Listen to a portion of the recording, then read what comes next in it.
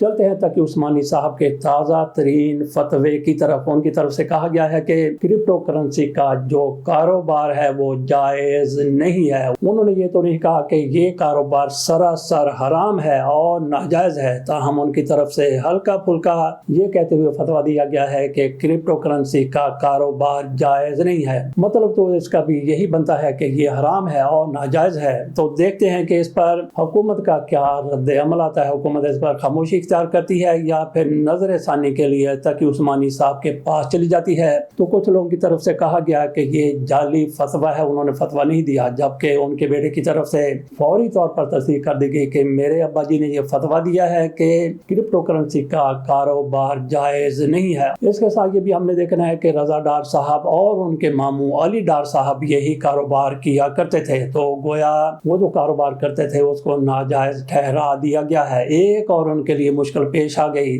یہ لوگ پہلے ہی 2 لڑکیوں کے اغوا، ریپ اور تاوان کے کیس میں اندر ہیں۔ کون اندر ہے؟ رضا ڈار صاحب اندر ہیں، جبکہ علی ڈار صاحب ان کے بارے میں کہا جاتا ہے کہ وہ ان کی پشت پناہی کیا کرتے تھے۔ اس کو آپ مبینہ طور پر لے لیں۔ مبینہ طور کا مطلب یہ ہوتا ہے کہ جیسا کہ سنا گیا، جیسا کہ بیان کیا گیا، اس میں کنفرمیشن نہیں ہوتی، اس لیے مبینہ طور پر کہہ دیا جاتا ہے۔